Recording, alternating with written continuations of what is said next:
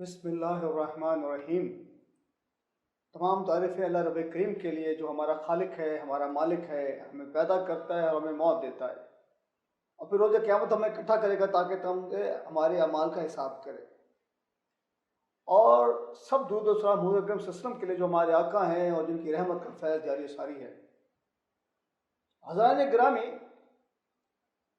جیسا کہ ہم سب جانتے ہیں کہ یہ 14 اگست ہماری جشن آزادی کا دن ہے، اور یہ جو آنے والا 14 اگست ہے ہم اپنا 77واں یوم آزادی منا رہے ہیں، یعنی کہ ہمیں 36 سال پورے ہو چکے ہیں۔ یہ اللہ سبحانہ تعالیٰ کا احسان ہے کہ ہم ایک آزاد وطن کے باسی ہیں۔ دیکھیے، آج میں گفتگو کرنا چاہ رہا ہوں کہ ہم نے یہ پاکستان کیوں بنایا اور کیا ہم اپنے مقاصد پہ پورا اتر رہے ہیں۔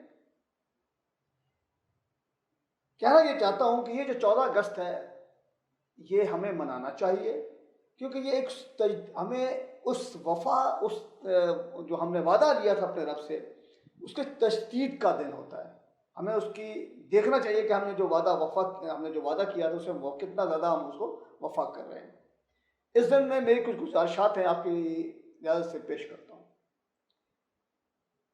یہ اللہ سبحانہ تعالیٰ کا احسان ہے کہ ہم ایک آزاد وطن کے باسی ہیں، کیونکہ رسول کریم محمد صلی اللہ علیہ وسلم نے فرمایا ہے کہ تم میں سے جس نے صبح کی اس حال میں کہ وہ اپنے گھر یا قوم میں امن سے ہو اور جسمانی لحاظ سے بالکل تندرست ہو اور وہ دن بھر کی روزی اس کے پاس موجود ہو، تو گویا اس سے پوری دنیا جمع کر کر دے دی گئی۔ یہ ترمذی کی حدیث ہے 2346۔ عزیزان وطن، ہمیں یہ آسانی، یہ فراوانی، یہ فضل و کرم، یہ احسان امت محمد صلی اللہ علیہ وسلم ہونے کے ناطے ہی ملی ہے۔ احسان کا بدلہ تو احسان ہی ہوتا ہے، تو کیا ہم اس آزادی کا درست استعمال کر رہے ہیں؟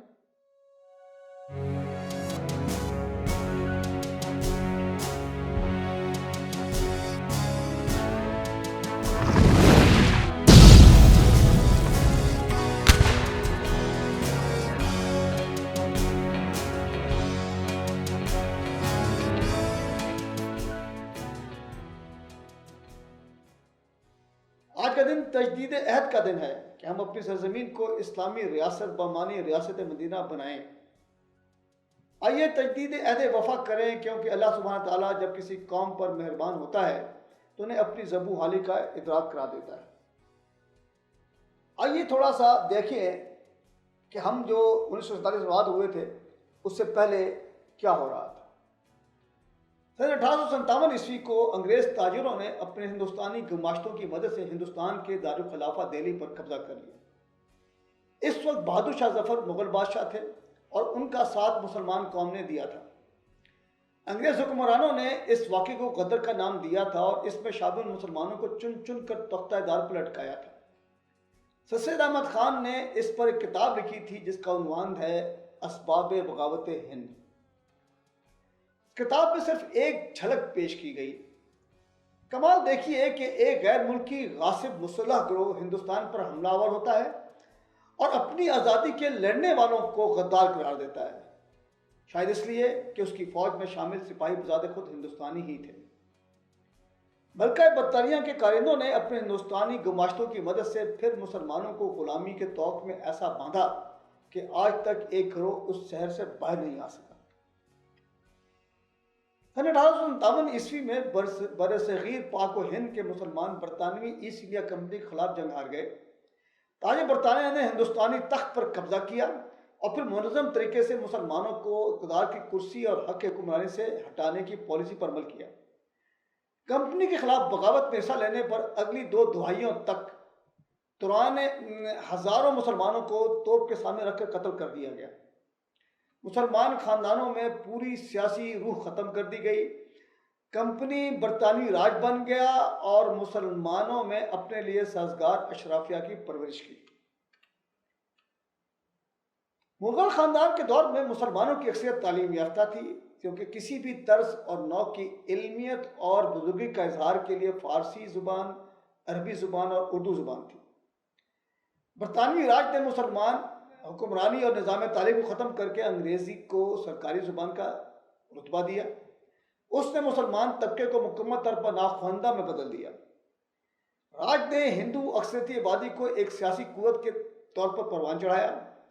انڈین نیشنل کانگریس کی بنیاد سن 1885 میں ایک برطانوی سول سرونٹ ایلن آکٹیوین ہیول CBSICS نے رکھی تھی۔ اس کا مقصد ہندوستان کے سیاسی اصول کو تبدیل کرنا تھا۔ اس کے ذریعے انگریزی زبان میں تعلیم یافتہ ہندوستانیوں کے درمیان سول اور سیاسی مکالمے کی ایک پلیٹ فارم بنانا تھا۔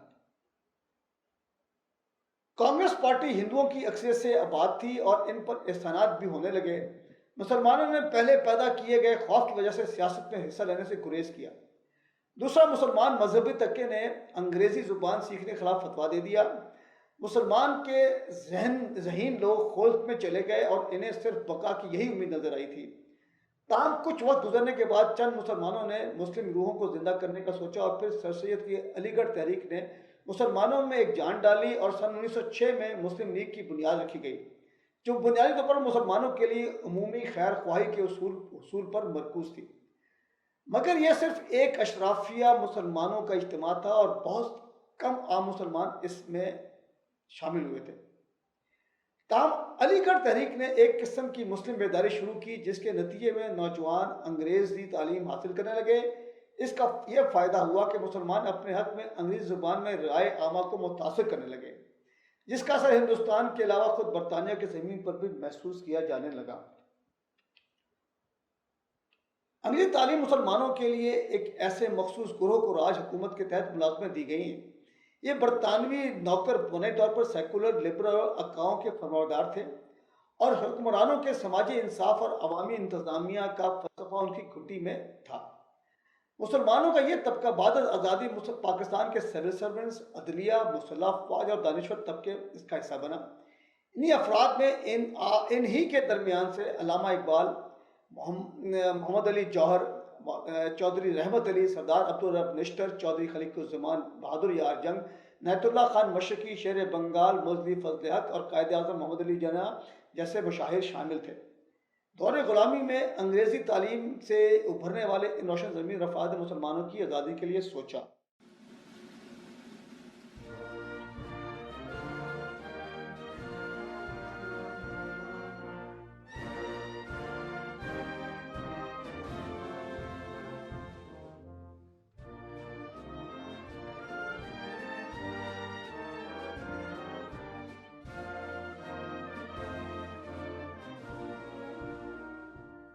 پاکستان کو قائم رکھنے کے لیے ابھی اور قربانی کرنا ہوگی۔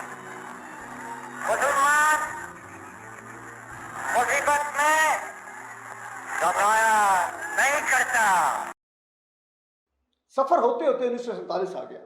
دیکھیں کہ جب ہم نے پاکستان بنانے کا ارادہ کیا تو اس طلب کا، وفا کا جو ہم نے عہد کیا تھا وہ کیا تھا۔ محمد علی جناح سرزمین ہندوستان میں ایک روشن ستارہ بن کر ابھرے اور مسلمانوں نے اپنا نجات دہندہ سمجھ لیا۔ علامہ محمد اقبال نے مسلم لیگ کی صدارت محمد علی جناح کی سپرد کر دی اور قوم کو بتایا کہ مسلمانوں کی الگ ریاست کا قیام جناح ہی کی قیادت میں ممکن ہے۔ پاکستان کا قیام ایک نظریے کے تحت عمل میں آیا۔ نظریہ پاکستان کی حیثیت پاکستان کے وجود میں روح کی ہے۔ ہر تحریک کا ایک مفکر ہوتا ہے۔ قیام پاکستان کی جدوجہد میں فکر اقبال مرکزی حیثیت کا حامل ہے۔ اقبال نے دسمبر 1930 میں خطبہ الہ آباد دیا، جو ہماری تحریک آزادی کا میگنا کارٹا ہے۔ آپ اس کو گوگل کریں خطبہ الہ آباد 1930 کا تو آپ کو اس کی ڈیٹیل مل جائے گی۔ اچھی خاصی ایک لمبی بات چیت ہے جو علامہ اقبال نے وہاں کی ہے۔ میں یہاں اس میں سے کچھ اقتباس پیش کرنے کی کوشش کروں گا۔ ہندوستان کے مسلمان اسلام کی روح سے اپنی وابستگی برقرار رکھیں گے۔ وہ اسلام کو ایک ایسی زندہ قوت سمجھتے ہیں جس کے مستقبل سے وہ قطعاً مایوس نہیں، بلکہ وہ اسے ایک ایسی تقدیر کی حیثیت سے دیکھتے ہیں جس کا فیصلہ کوئی دوسری تقدیر نہیں کر سکتی۔ اسلام اب بھی ایک زندہ قوت ہے جو انسان کے تصور کو جغرافی حدود سے آزاد کرا سکتی ہے۔ اسلام انسان کی وحدت کو مادے اور روح کی متضاد دوئی سے تقسیم نہیں کرتا۔ اسلام میں خدا اور کائنات، روح اور مادہ، کلیسا اور ریاست ایک کل کے مختلف اجزاء ہیں دنیائے اسلام میں ایک عالمگیر نظام ریاست موجود ہے جس کے بنیادی نکات وہی اور تنزیل کا نتیجہ اور ثمرہ ہیں. لیکن ہمارے فقہ جدید دنیا سے تعلق رکھتے ہیں، دنیا سے بے تعلق رہے ہیں، لیکن ہمارے فقہ جدید دنیا سے بے تعلق رہے ہیں. اس لیے موجودہ زمانے میں انہیں از سر نو مرتب کر کے مستحکم کرنے کی ضرورت ہے. اگر ملت اسلامیہ نے اسلام کے دیے گئے عالمگیر نظام ریاست اور سیاست کی تشکیل نو کرنی ہے تو اس کے لیے سب سے مناسب ترین خطہ ہندوستان ہے، کہ ہندوستان ہی وہ ملک ہے جہاں اسلام ایک بہترین انسانیت ساز قوت کی حیثیت سے ظہور پذیر ہوا ہے. حقیقت میں یہ کہنا کوئی مبالغہ نہیں ہے کہ دنیا بھر میں شاید ہندوستان ہی ایک ایسا ملک ہے جہاں اسلام ایک بہترین مردم ساز قوت کی حیثیت سے جلوہ گر ہوا ہے.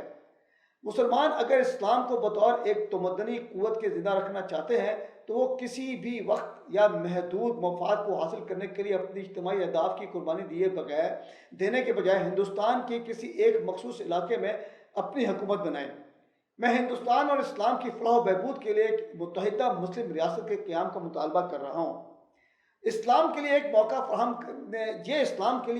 فراہم کرے گا اور وہ ان ثمرات سے آزاد ہو جائے گا جو عربی شہنشاہیت یعنی کہ عرب امپیریلزم نے اس پر ڈال دیے ہیں، اور اپنے قوانین، اپنی تعلیم اور اپنی ثقافت کو حرکت میں لا کر ان کی اصل روح میں عصر جدید کی روح سے رابطہ قائم کر سکے گا. یہ فرمایا. اسی لیے ہم علامہ اقبال کو، شاعر مشرق کو پاکستان کا مصور کہتے ہیں، کیونکہ وہ پہلے شخص ہیں جنہوں نے 1930 میں دسمبر 1930 میں الہ آباد میں اپنے خطبے کے دوران ایک آزاد مسلم ریاست کے قیام کا مطالبہ کیا انہوں نے، اور کہا کہ میں یہ جسے ہم آج پاکستان کہتے ہیں انہوں نے کہا کہ میں دیکھتا ہوں کہ یہ مردم خیز خزہ ہے جہاں اسلام اپنی پوری تابندگی سے بن سکتا ہے.